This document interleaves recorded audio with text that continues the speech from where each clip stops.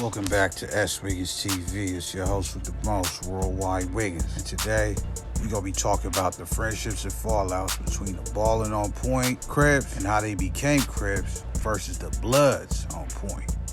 There's been a lot of back and forth and arguing on the Ballin on Point, and if they Bloods, and if they the ones in Palmdale, and if they and the ones in Palmdale is the same hood as the ones in the Valley.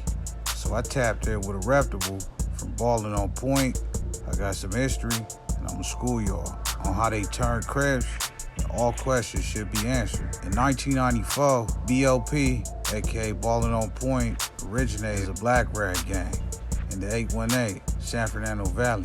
The name BOP was created by their homie Suave, rest in peace. Initially, they was like a get money type gang / party gang. So they'll fall under the P section of the PTSD infrastructure that I created. As time went on, BOP began to expand. One member of the Ballin on Point Black Rag clique went to Palmdale and started putting ninjas on. The dudes from Palmdale was already from other blood hoods. And from what the member of the BOP told me, so they was trying to make a smooth transition in the other clique. G-homies from BOP did not like this, so they told them it wasn't cool. You can't be from other hoods. And it was either bop or drop, so to speak. This caused some friction within the gang. So eventually, BOP split in half. The ones in Palmdale, who decided to push the blood identity, became Bloods and called themselves Bloods on Point and went right. Members of a hood can be seen in the Waka Flocka Hard in the Paint video. The Red Rag were no longer claiming Ballers on Point. This did not sit right with the original BOP. So the original Black Rag, Ballin on Point, went left and would even push a new acronym, business over pleasure.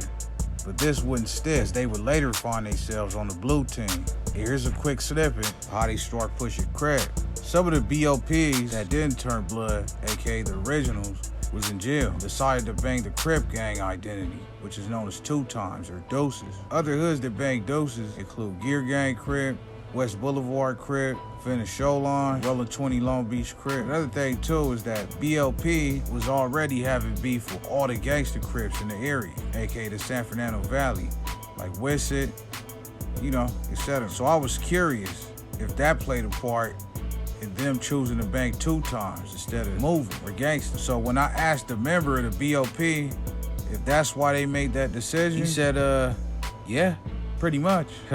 They officially became Crip around the year 2011. So the Ballin on Point and the Bloods on Point would eventually become enemies and start to go at it. But thankfully, it never went past fighting. But the Ballin on Point Crips, however, have beef with the gangster Crips in the Valley, little scrimmages with the 2Ps, but more so the GCs. Now when the BOP became Crips under the Deuces umbrella, they received pressure from the gangster Crips in the area, who tried to turn them out. He said the BOP Crips stood their ground and remained Deuces. Remember the legendary Hot Dog from 46 Neighborhood Crip? Rest in peace. Remember he became wheelchair bound after being shot by the LAPD and won millions after filing a lawsuit. According to the BOP member I spoke with, Hot Dog's son is from BOP.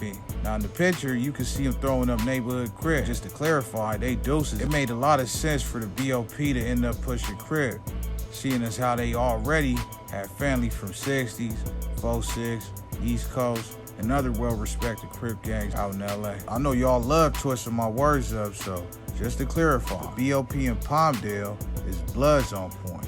And the ones who remain in the 818 Valley area is the originals, who started off as the Black Rag Gang and ended up pushing Crip now, and is now known as the Ballin on Point Crip Gang. When you look at the gang map, it say that they defunct. None of them is really in that area right now. But the BOP member I spoke to let me know they still pushing, and they got young life from the turf, and they are not extinct. All right, just a quick history for y'all. I know it's kind of different from what I've been doing as of lately, but yeah, I did this one for the books, man. Let me know how you feel, man. I know y'all gonna have a field day with this one, but holla at me, man. Let me know, man.